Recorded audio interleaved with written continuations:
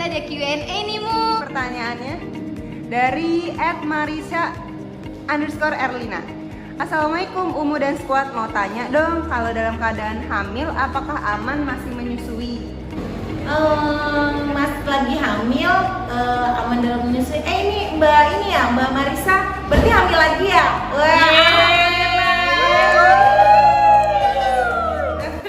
Berarti nanti kita insya Allah bakal nemenin lagi nih. Kalau kemarin datang pembukaan 6, semoga nanti datang pembukaan 8. Kalau untuk menyusui sedang masa hamil, selama tidak ada kontraksi, insya Allah aman. Jadi nggak apa-apa, lanjutkan aja, silahkan. Oke. Mau yang kedua dari @Dita Syarif. Pertanyaannya, kapan kita meyakini fitrah dan naluri kita, serta kapan kita bisa menangkap sinyal kegawatan? Oke, nah inilah yang disebut membedakan antara prasangka dengan tanda kebahayaan. Jadi ketika kita berprasangka itu biasanya tidak ada sinyal tubuh yang tidak common. Jadi misalnya gitu ya, kan secara umum kalau usia kehamilan kecil memang ada mual muntah nih. Tapi misalnya pada si ibu A hamil kecil mual muntahnya sampai keluar darah. Nah itu kan nggak commonly sifatnya, maksudnya nggak umum. Nah yang seperti itu perlu treatment lebih lanjut. Tapi selama apa yang dirasakan itu merupakan keluhan pada umumnya, ketidaknyamanan pada umumnya pada ibu hamil, yang memang kalau mau belajar lagi sih ada ya, misalnya penyebabnya itu perubahan hormon, perubahan anatomi, fisiologi dan yang lain-lainnya. Intinya membedakannya umum nggak dirasakan. Kalau umum, insya Allah itu hanya berupa adaptasi tubuh, justru yang akhirnya nanti kita menyadari bahwa ini adaptasi ini tubuh lakukan, Masya Allah loh, sebagai bentuk sayangnya Allah loh sama kita gitu. Jauhi prasangka, tapi sebagai umat muslim kita wajib menghindar pada kebahayaan. Oke, silakan. Oke, selanjutnya dari @bakmi_jawa_sedulur. Mau tanya dong Squad, di bidan Amel apakah tidak ada yang disesar atau dirujuk? Kirim dulu dong Mbak Minya. Boleh dong. Bakmi Jawa di mana tuh? Oke, nah kalau dirujuk tentu ada. Kan memang namanya persalinan itu tidak 100% berjalan fisiologis. Tapi ingat, kebanyakan fisiologis. Justru angkanya itu berdasarkan riset sebenarnya hanya 5% nih. Nah nggak mungkin dalam kita misalnya dalam setahun kita ada 200 persalinan, lalu ke 200-200-nya fisiologis. Pasti ada yang bermasalah dan ada yang dirujuk. Nah, perujukan pada kita adalah benar-benar melihat tanda kebahayaan. Insya Allah kita saling mengingatkan untuk tidak berada dalam prasangka yang buruk terhadap Allah. Semoga kita selalu dilindungi ya. Amin. Selanjutnya ya Mu, pertanyaan dari @khoirunisa Sakif 13. Penyebab bayi meninggal dalam kandungan itu apa sih Mu? Saya kebetulan baru habis lahiran 5 bulan lalu. Innalillahi wa inna ilaihi rajiun. Turut berduka cita buat Mbak Khairunisa. Tentunya penyebab kematian di dalam dalam kandungan ya, dalam kehamilan itu sudah banyak riset yang dilakukan banyak kalau mau dirunut. Tetapi memang nyatanya Mbak, daripada kita mencari what if gitu ya, maksudnya kayak coba seandainya atau misalnya kita menelisik lalu kemudian ada baiknya kita lebih kepada arah malah bagaimana kita selanjutnya untuk menghadapi selanjutnya, kita menerima bahwa ketetapan apapun yang Allah kasih itu adalah yang terbaik. Karena sejatinya tidak ada satupun provider gitu ya yang berharap kliennya itu mengalami hal-hal yang hal seperti serupa gitu. Jadi artinya bahwa semua itu kita pasrahkan lagi kembali kepada Allah, bahwa sempurna tidak sempurnanya itu sudah di tangan Allah. Dan ingat ketika pernyataan atau di firman dalam Quran bahwa kematian itu sejatinya urusan Allah dan sudah tercatat dalam kitab Lauhul Mahfuz. Semoga apa-apa yang Mbak Khairunisa ikhtiarkan selama masa kehamilannya itu menjadi butiran-butiran pahala yang bisa menjadi wasilah bagi Mbak Khairunisa gitu ya, dalam mencapai ridhonya Allah. Amin ya rabbal alamin. Amin. Selanjutnya nih Mu, ada dari Mbak Pratiwi Farida. Pertanyaannya agak banyak. Agak banyak. Lanjut dong. Pengen tahu Kak, melahirkan yang sama kayak Maryam, melahirkan Nabi Isa itu seperti apa? Oh iya, baca aja di Al-Quran. Yeah. Ada di surat Maryam, surat ke-19 ayat 22 sampai 26. Sambil baca tafsirnya ya, agar tidak mentadaburi dengan prasangkanya sendiri. Terus nanya lagi nih Mbak Pratiwi, tips dan trik melahirkan normal tanpa robekan. Gimana ya Kak? Tips dan triksnya melahirkan normal tanpa robekan adalah mengajukan berklaim sama Allah. Karena nggak ngaruh mau sama provider yang manapun, mau melakukan apapun, insya Allah ketika Allah memberikan ya kemudahan dan kelancaran, itu mudah bagi Allah ya gitu. Jadi jangan berharap berharap pada provider, apalagi berharap pada ikhtiar kita yang menjadikan ini persalinan menjadi mudah. Tidak, luruskan niat, artinya boleh saja mengharapkan ikhtiar ini sebagai wasilah untuk mempermudah persalinan, tapi ingat gitu, tetap ketetapan Allah adalah menjadi hal yang mutlak, tidak bisa manusia bukan di ranah manusia gitu. Artinya ada hal-hal yang memang bisa diikhtiarkan, ada yang memang tidak bisa diikhtiarkan, dan sikap kita terhadap apa yang tidak bisa diikhtiarkan inilah yang akan dihisab gitu. Oke, lanjut. Terus yang terakhir Kak, Mbak Pratiwi nanya lagi, tips untuk ibu muda yang masih harus bekerja dan masih menyusui anak gimana Kak? Oke, bekerja itu bagi perempuan adalah bukan hal yang wajib, tapi wajib bagi para perempuan untuk menyusui anaknya ya, karena perintahnya pun ada di Al-Quran jelas, hendaklah menyusui selama 2 tahun bagi yang ingin menyempurnakan persusuannya. Nah, perkara hukum syariat pertimbangannya bukan pertimbangan manusia mana yang lebih baik, mana yang lebih buruk, tapi pertimbangannya adalah pertimbangan aturan dari Allah. Maka itu menjadi pilihan. Jika memang terpaksa sekali untuk bekerja, maka harus dimusyawarahkan ya, sebagaimana yang seperti disebutkan juga di dalam Al-Quran, bahwa Allah juga memudahkan kalau emang nggak bisa sampai 2 tahun, asal terjadi permufakatan atas musyawarah kedua belah pihak antara ayah dan ibu, maka itu menjadi tidak apa-apa gitu. Silakan dimusyawarahkan dengan Pak suami. Dari Ratnasari Rustandi menanya nih, apakah bayi terlilit tali pusat bisa lahiran normal? Usia kandungan saya sekarang 32 weeks. Bisa dong. Sadari dulu lilitan tali pusat itu sudah terjadi gitu ya. Dan bahkan sekitar angkanya tuh 10-15% tuh memang ya bayi itu terlilit tali pusat gitu. Mungkin bisa baca riset-riset atau penelitian di luar negeri ya, banyak itu tidak ada korelasi antara output bayi yang dilahirkan dengan kejadian lilitan tali pusat. Kurang lebih seperti itu ya, intinya sih bisa banget karena itu bukan indikasi sesar ya. Sekali lagi, lilitan tali pusat bukan indikasi untuk melakukan seksio sesarian. Iya. Tanya dong. Ya. Dari Mbak Adila NRNTA. Susah Mbak kita ini Adila. nama. Iya. Anak aku lagi kayak ngeden-ngeden gitu, tapi pas dicek enggak pup. Itu kenapa ya Umu? Ya, jadi anak itu adalah pembelajar. Bayi itu pembelajar sekali. Jadi segala sensasi, stimulasi yang dia rasakan itu sebenarnya adalah bentuk pengadaptasian dia terhadap kehidupan yang baru. Jadi kalau dia ngeden-ngeden terus nggak keluar ya nggak apa-apa, nggak jadi masalah. Justru jadi masalah kalau misalnya dia tidak pupnya lebih dari 7 hari gitu. Itu memang yang harus dilihat. Kalau ekspresif dia mau ngulet, mau cekukan, mau ngeden, ya terserah aja gitu. Silakan. Dari Nasis CHAER Apa? Susah namanya. Dipanggilnya siapa itu? Nasica dot gitu ya. Umu, kalau plasenta letak rendah bisa normal nggak ya? Down banget ketika dokter bilang masih abu-abu persalinannya.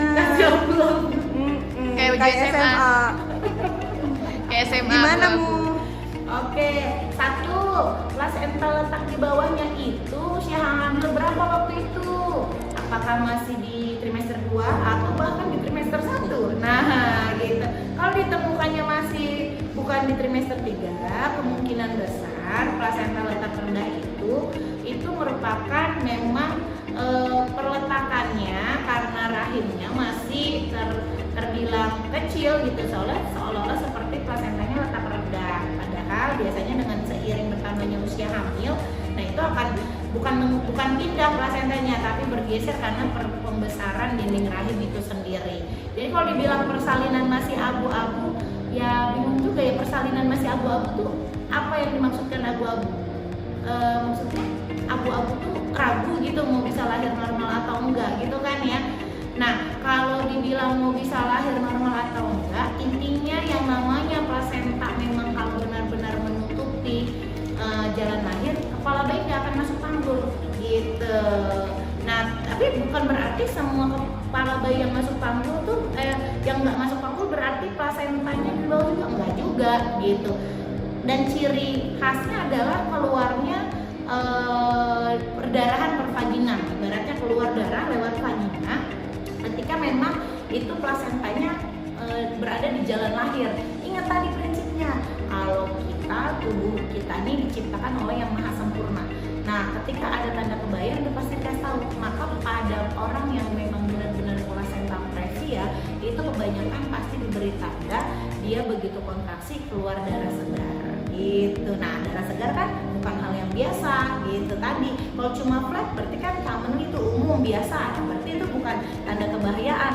Tapi kalau darah segar ya itu kita harus melakukan cek and recheck lebih lanjut gitu. Jadi ya harus tahu dulu plasenta previanya itu di usia kehamilan berapa, lalu menutupinya itu sebagian atau total atau seperti apa ya. Lanjut ya Mu. Oke. Ini ada pertanyaan nih Mu dari Mbak Ima _NH10. Apakah benar menyusui berefek rambut rontok Mu? Oh iya, menyusui efek rambut rontok itu sebenarnya karena efek dari perubahan hormon yang signifikan dari masa lahiran, hamil lahir ke menyusui. Nggak usah khawatir, you're not alone. Saya juga rontok juga kok rambutnya. Makanya setiap menyusui itu potong pendek karena kan kita juga gerah misalnya ya, terus dan itu nggak apa-apa sih, wajar aja, normal aja. Dia justru regenerasi nanti dengan rambut-rambut yang baru. Jadi indah lagi rambutnya ya Mu? Iya. Lanjut. Ada @mahdadahlan. Minggu sempit itu ada gak sih Teh? Pinggul sempit ada gak sih? Nyatanya pinggul itu kan yang bisa mengukur, tidak ada yang bisa mengukur secara akurat. Pinggul sempit kalau bayinya kecil ya bisa keluar juga. Jadi kita nggak pernah bisa menentukan ini bayi itu bisa lewat atau enggak selama belum ada kontraksi, selama belum ada mules. Karena kita nggak pernah tahu kalau kita nggak pernah coba gitu. Kalau bahasa Inggrisnya kan you will never know till you try lah gitu lah ibaratnya. Jadi intinya ketika didiagnosa panggul sempit, maka bersabarlah menunggu sampai kontraksi. Itu akan diberi tanda. Ketika memang dia tidak muat, pasti akan ada tanda yang muncul, misalnya ya jantung janin yang menjadi irregular atau tidak stabil gitu karena penekanan yang terlalu kuat di area kepala dan yang lain-lain. Jadi gitu, jangan berprasangka. Ingat sekali lagi, hindari prasangka, tapi awareness terhadap tanda bahaya. Oke. Lanjut. Dari @husnul27. Assalamualaikum Umu. Waalaikumsalam. Kalau lagi hamil perutnya kecil apa bayinya juga kecil? Oh gitu ya.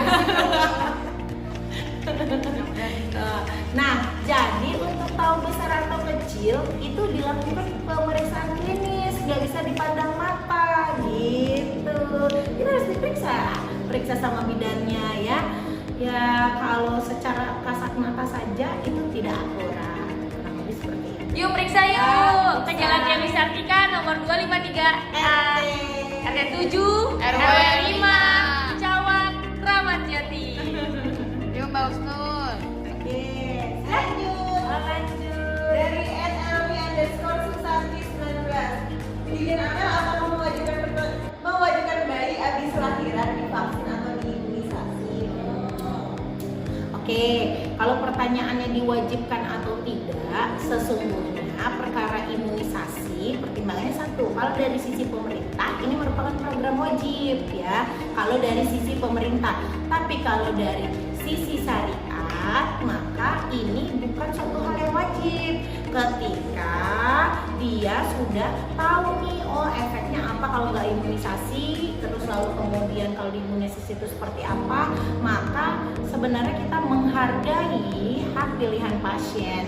Kita bukan perkara wajib atau tidak, tapi kita lebih ke arah ini yang punya tubuh si bayinya ini gitu ya. Sebenarnya kan bukan kita yang orang lain gitu ya, tapi kan orang tuanya yang akan dihisap terhadap apapun yang dilakukan terhadap anaknya yang belum mencapai akil balik. Artinya kewajiban itu ada di tangan orang tuanya.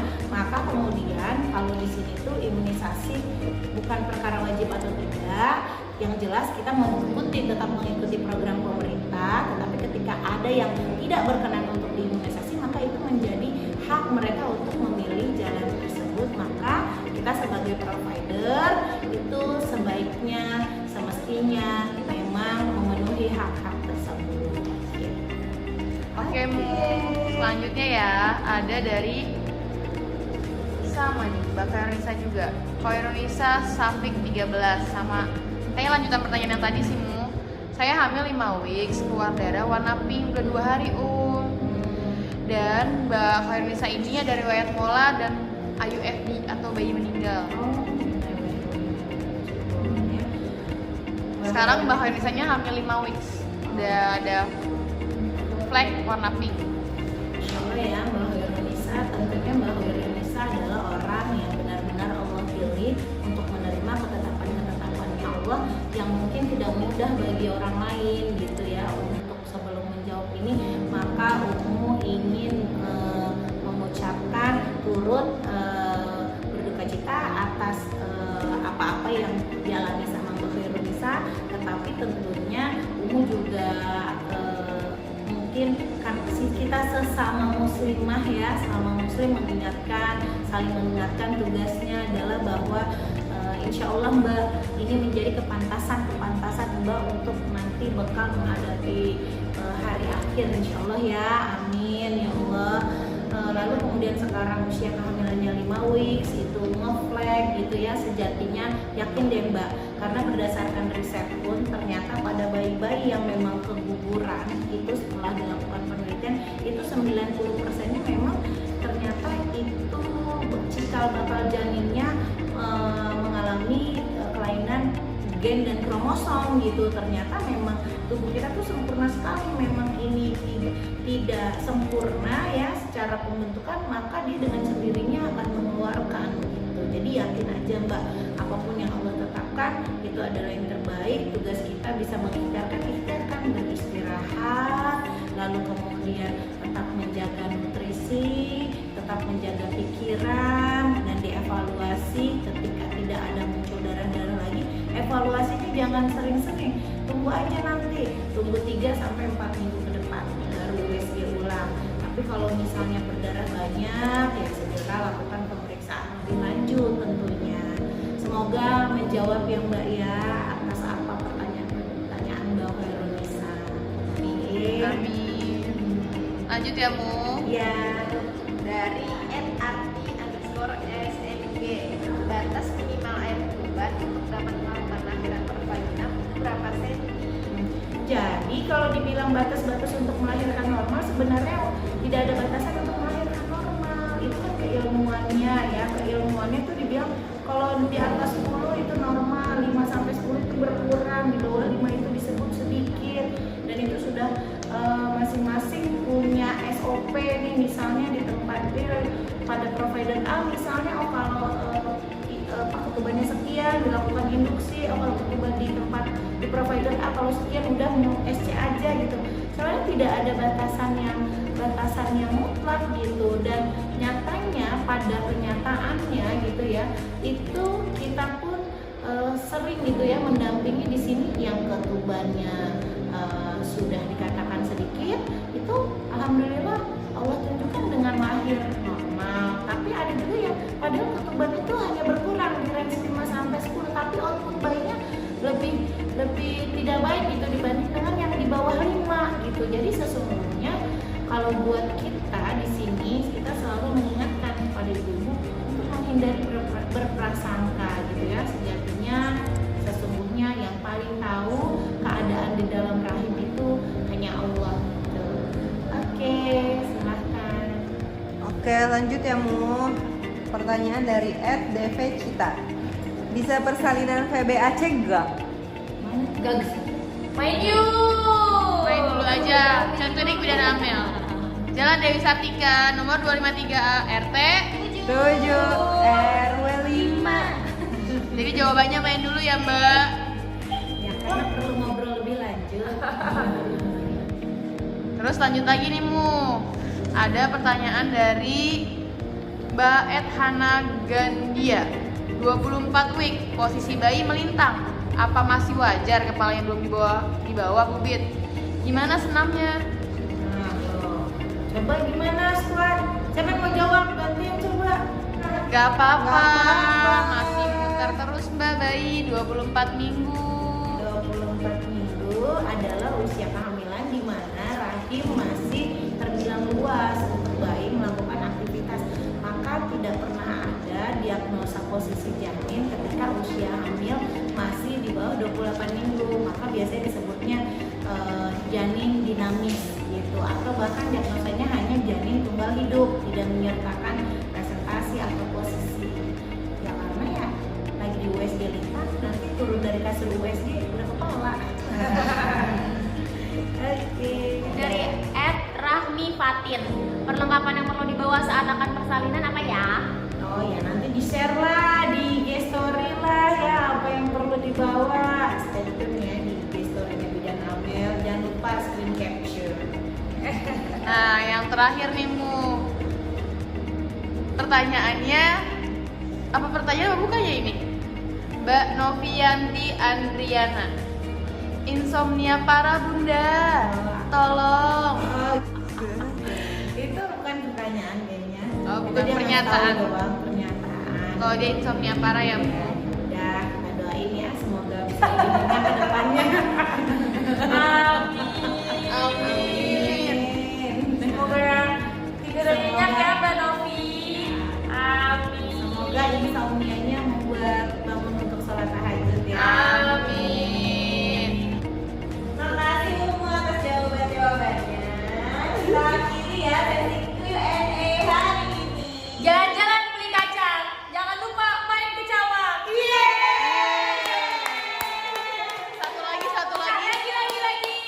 Jalan-jalan ke rumah Tuan Krep. Jangan lupa subscribe.